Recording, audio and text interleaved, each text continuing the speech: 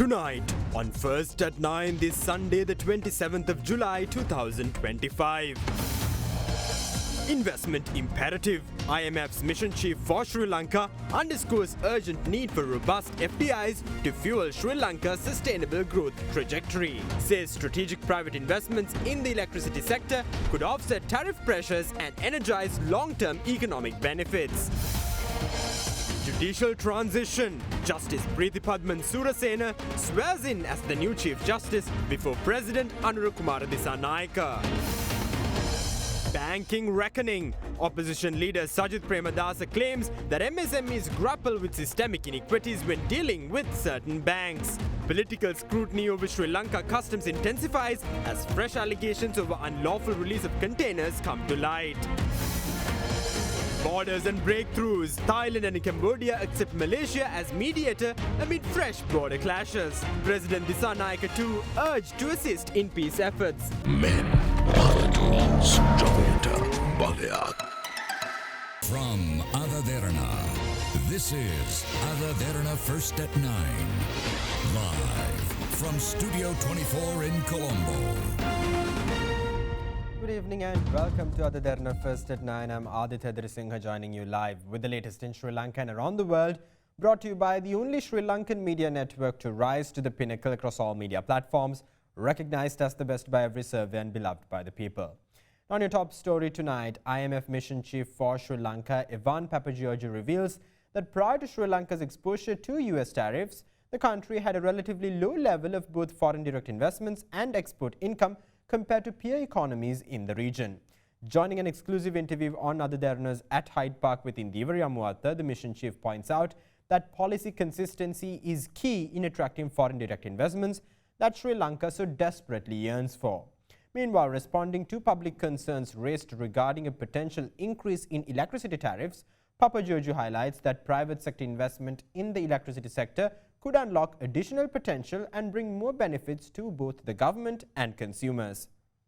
Why trade diversification and FDI reform remains critical at this juncture for Sri Lanka's recovery, and to add to it, what structural weaknesses in Sri Lanka's current growth model that the International Monetary Fund as the global lender wants to address at this stage. First and foremost, macroeconomic stability is a very important parameter for long-term growth and sustainable and strong growth. Beyond that, it's an issue of enacting a series of structural policies and structural reforms that will address any particular issues that put the country on a disadvantage or that need to address outstanding issues. Even before we are having the current discussion about level of tariff, that Sri Lanka has had a relatively low level both of FDI and low level of exports of goods as a percent of GDP when you compare it to other peer economies or other economies in the region. If you look across time as a percent of GDP, Sri Lanka's level tends to be low, tends to be below 2% of GDP for a long period. And for a country that needs to continue growing, continue investing in a more sustainable path, there is obviously paramount importance to continue getting some strong FDI. So attracting FDI is a multi-pronged process that relies on policy continuity,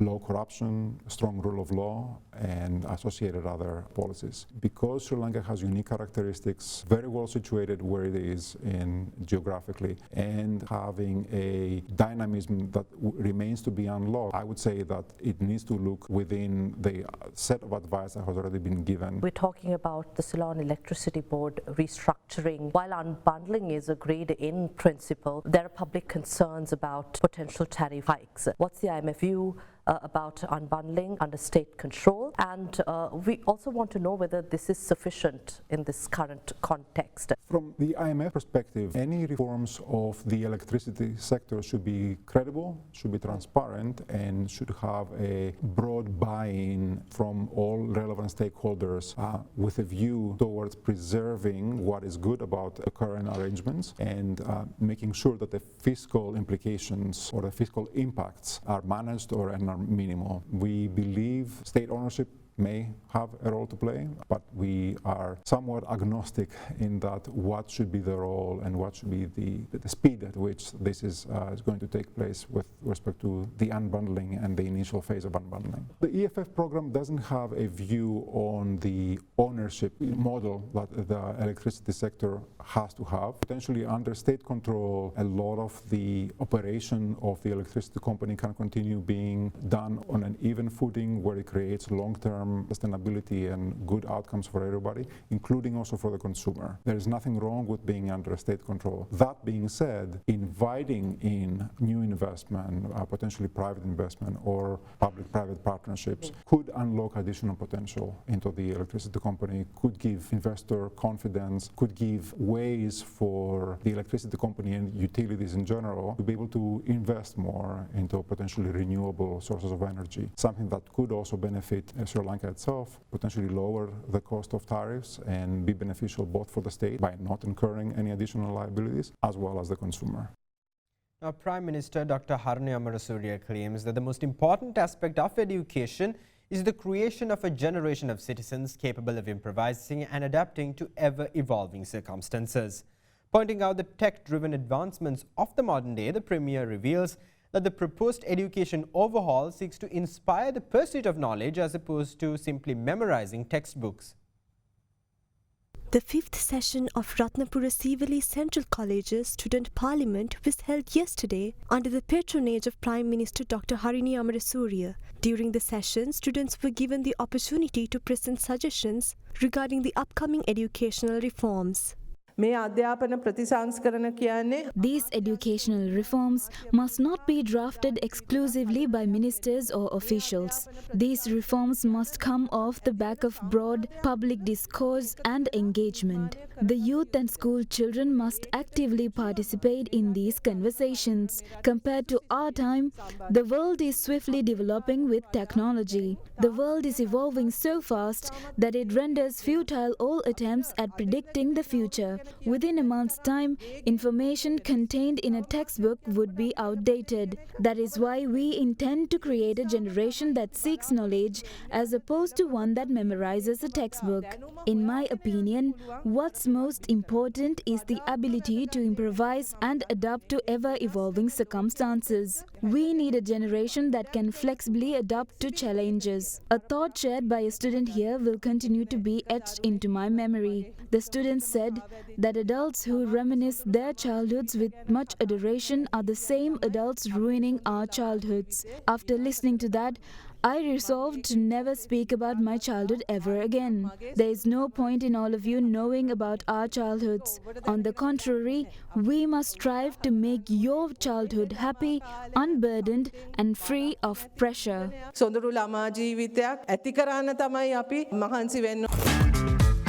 Crunchy goodness for hunger on the go. Yadia, ලොව වැඩියෙන්ම අලෙවි electric scooterය Avance Auto වෙතින්. Archbishop of Colombo, Malcolm Cardinal Ranjith, reaffirms the vital importance of preserving the traditional family structure and expressed strong opposition to the concept of same-sex marriage.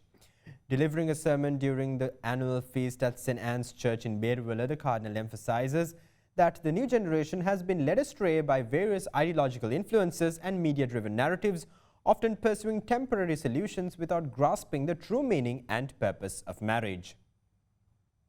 A special mass was held yesterday at the St. Anne's Church in Berwala in commemoration of the annual feast of the church and to celebrate the 50th anniversary of priestly ordination of Archbishop Malcolm Cardinal Ranjith. Today, the new generation seems to have lost the sight of the true meaning and purpose of marriage. Rather than discerning wisely, many are now selecting life partners based solely on fleeting emotions, becoming captives of their own desires. This has led them to view the concept of marriage as a temporary experience. At the same time, society is increasingly being shaped by distorted moral values. Presently, influences from global movements, some of which actively promote same-sex marriages, are gaining ground in Sri Lanka, mirroring trends seen in other countries. These efforts are often framed as a matter of human rights. But can we truly call this a human right? How can a family be formed between two men? How can such a union fulfill the natural role of parenthood? In the past, parents sought suitable matches for their children and marriages were entered into with their blessings and wisdom. Those marriages are much more successful than those in the present. In contrast, today's love marriages tend to falter over time. ස්වාමී පුරුෂයෝ සහ භාර්යාවෝ තම තමන් යාළු වෙලා කසාද බැන්දම එය බිඳ වැටෙන අවස්ථා වැඩි.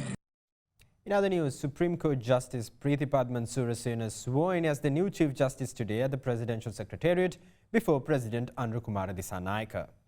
According to the President's Media Division, Justice Preethipadman Surasena, who is considered to be the most senior Supreme Court Justice after former Chief Justice Mruthu Fernando, was sworn in as the 49th Chief Justice of Sri Lanka today. Justice Surasena's name was recently approved by the Constitutional Council to fill the vacancy left with the retirement of former Chief Justice Mruthu Fernando. Having been called to the bar in 1989, Justice Surasena subsequently joined the Attorney General's Department, serving as a state counsel. He was appointed as High Court Judge in 2007. In 2018, he was appointed as the Justice of the Court of Appeal, becoming the President of the Court of Appeal in 2018 and subsequently a Supreme Court Justice in 2019.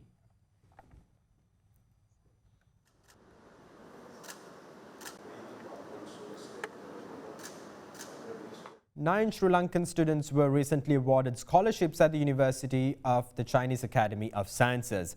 Speaking at the scholarship awarding ceremony, Chinese Ambassador to Sri Lanka, Chi Zhenghong, hailed the Joint Research and Demonstration Center for Water Technology in Peradeniya as a shining example of successful collaboration in education and science between China and Sri Lanka.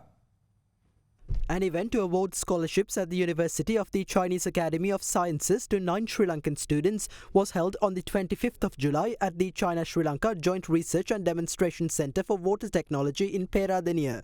The event saw the attendance of Chinese Ambassador to Sri Lanka Chi Zhenghong, Professor Chuan Yi Wei and Dr. Yao Wei Wang of the Chinese Academy of Sciences, Vice-Chancellor of the University of Peradeniya Professor Terence Madhujit and former Director of the JRDC Dr. S.K. Veragoda. If you rank all the countries in the world based on the percentage of GDP that they are spending on research and development, number one at the moment is South Korea. USA is the second, as I remember. China is the third. Korea's economy is 1/6 of China. Therefore, as absolute value, China is spending much more on research. The establishment and development of GRDC is a model of cooperation in education and science. Over the past 10 years, through joint efforts from both sides, GRDC has emerged as a state-of-the-art water research platform in Sri Lanka, even in the whole region. From a number of high-level scientific and technological achievements, and cultivated a team of high-quality scientific and technological talents for Sri Lanka. GRDC has played an irreplaceable role in scientific research, talent training, and social services. The Chinese Academy of Science has devoted a lot of efforts to promoting the construction of the GRDC and has developed a talent training model. The scholarships answer international cooperation projects and talent training projects of the Chinese Academy of Science are typical measures taken by China to help Sri Lanka in talent training and educational cooperation. Those efforts vividly embody the Chinese philosophy that it's better to teach someone how to fish than to simply give them one. Apico Next Gen. Make the leap to faster sleep. හොඳම phone එකක් ගන්න. ළඟම අපාන්ස් එකට යන්න.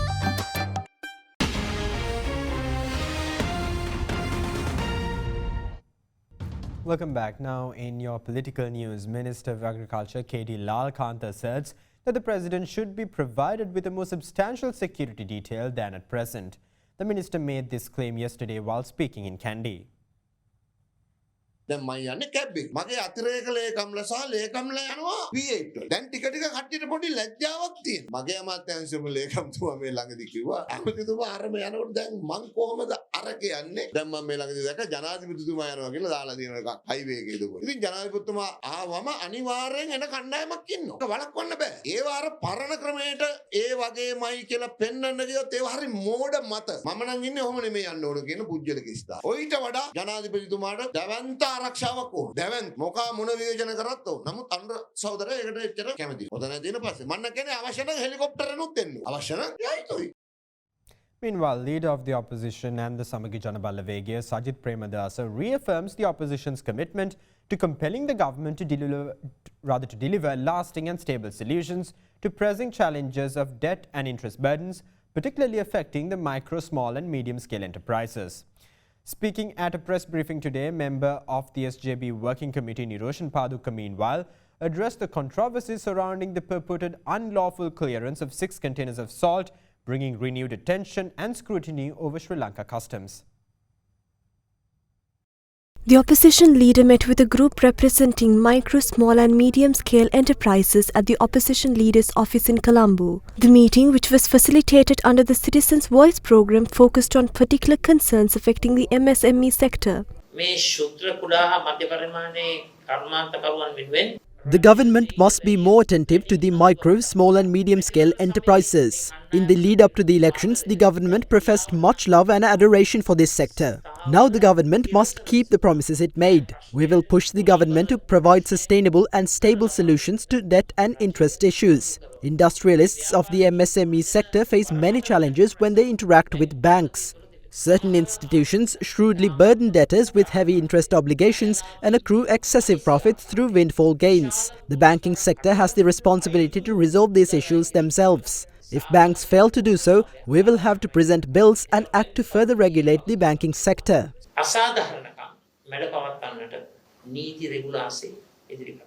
Meanwhile, member of Samagi Janabala Vegaya's working committee, Niroshan Paduka, disclosed details surrounding an incident involving the alleged release of 6 containers of salt unlawfully from the customs. I have in my possession a letter issued by the President pertaining to the import of salt. The President claims that all airway bills and the bills of lading must be submitted before the 10th of June 2025. This order was signed by the President himself. I have with me a list dated the 10th of June, which contains in it details of over 400 containers. 6 of those containers were released. Although the order stipulates the relevant documents to be filled before the 10th, these containers were loaded up on the 12th of June. A certain shipping line claims that it dropped off 6 containers of salt and took back with it the empty vessels. To whom do these 6 containers belong? Who is behind this racket? I have with me the unique identification numbers of those containers. By now, a stock of salt worth over 150 million rupees has been imported. A kilo of salt costs 80 rupees including all tariffs, taxes and charges. Why then is this stock of salt held back? Why were 6 containers owned by one person released exclusively? Are these not deals? The President signs off on executive orders. Consequently, certain people commit fraud under the guise of those orders. Leader of the Sarvajana Balaya, parliamentarian Dilith Jayavira, claims that the government introduced its proposals for education reform without consulting teachers who were instrumental in electing the current regime to office. Speaking at an event in Madamulana, Jayavira warns the government that it will have cause to regret its disrespect towards teachers. The Madamulana Sarvajana Sabha was established earlier this morning under the patronage of Sarvajana Balaya leader MP Dilith Jayavira. For the first time in history, we intend to secure power not on the back of promises, but by proving our capabilities. We have seen a government of every party. The only one we hadn't was the current ruling party. This is a good thing. I met former President Mahinda Rajapaksa at the final procession in Kataragama. Someone there said, with the current government in power, every sector is falling apart. However, former President Mahinda said, don't say that. We are currently passing an inauspicious time. But any government that comes to power after this will be able to work in freedom because the people will no longer believe anything this group says. Therefore, he advised us to endure until this inauspicious time passes.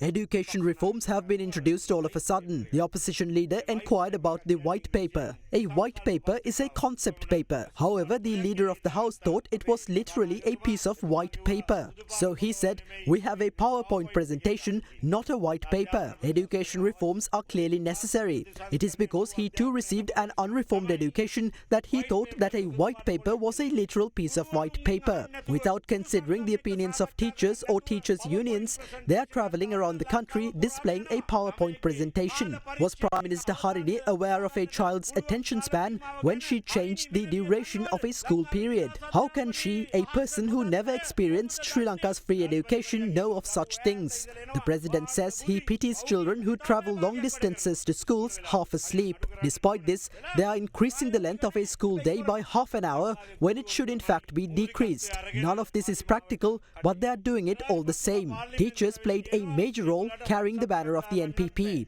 But now the President claims in Parliament that teachers aren't even capable of sending a WhatsApp message or opening an email. Because he is in close association with a teacher who has not taught a day in a school, he assumes all teachers are like that. The disrespect they have towards teachers itself is cause enough for them to meet a deserving end.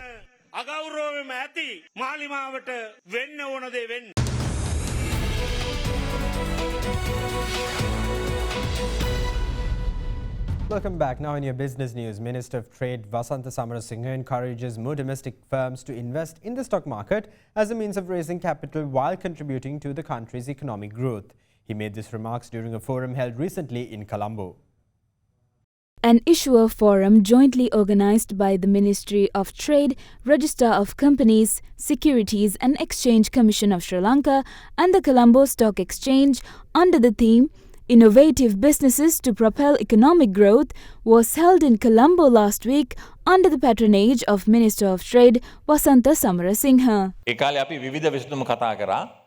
We talked about different solutions to overcome the crisis. Despite whatever we may have discussed in the past, what I am presenting now is the complete package of solutions. This is the entire package of solutions. So, debt restructuring we did, and viable IMF program, we are there. And in the recovery road, definitely we have to have budget, fiscal consolidation, import-export, that means balance of payments, then flexible exchange rate, and you have to have so many structural reforms in this country. While we work within the parameters of this reform package, it is important to note that we will never be able to achieve the growth we expect unless we invest in it. We talked about achieving a higher growth rate, but we are not investing enough to get there. Growth is essential for the next phase of the economy. For that, we need investment. Especially with the Ministry of Finance, we should calculate what the investment requirement for the country. Let's try to provide 25% of that investment through capital markets. Let's try to develop our businesses through investments from capital markets. If we do that, many opportunities to work together will come up. The reason we decided to go beyond being a regulator to becoming a facilitator is because this is a national requirement.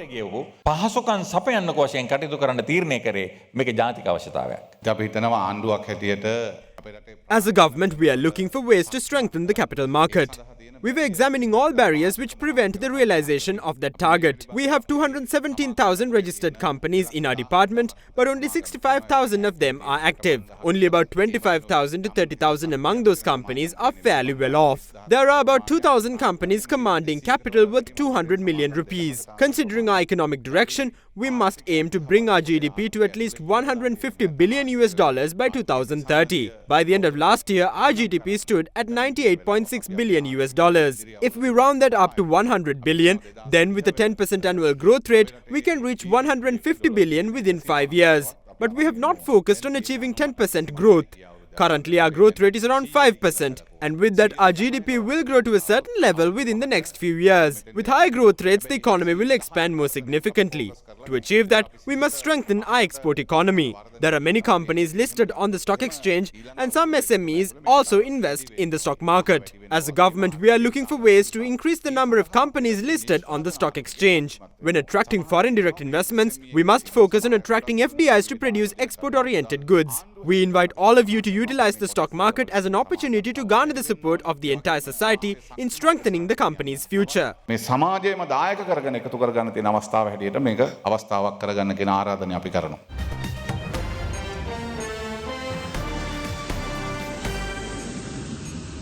On your world news, Thailand and Cambodia have agreed to Malaysia's role as a neutral mediator in their ongoing border conflict. In a separate initiative, Sri Lankan President Anukumara Dissanayake has also been urged to engage diplomatically to help resolve tensions between Thailand and Cambodia.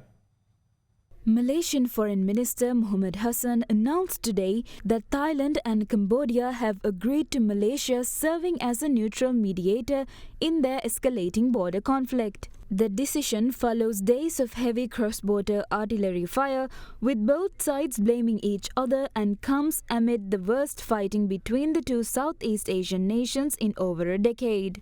Cambodian Prime Minister Hun Manet and Thai Acting Prime Minister Phutham Vechachai are expected to arrive in Malaysia on Monday evening for talks. Malaysian Prime Minister Anwar Ibrahim, chair of the Asian Forum, had proposed a ceasefire last Friday. US President Donald Trump said yesterday that both leaders had agreed to pursue that path. So far, the conflict has claimed more than 30 lives, including 21 civilians, and forced over 200,000 people to evacuate the border regions. Meanwhile, Sri Lankan President Anura Dissanayake was also urged to play a complementary peace-building role. Venerable Omalpe Sobhitathera called for Sri Lanka's intervention, citing the country's shared Theravada Buddhist heritage. He emphasized the importance of compassion, unity and religious diplomacy, proposing engagement involving Buddhist monks and regional leaders. The Supreme Council of Sangha has unanimously backed the call. Sobhitathera expressed hope that Sri Lanka's spiritual legacy and leadership could help foster dialogue and long-term reconciliation.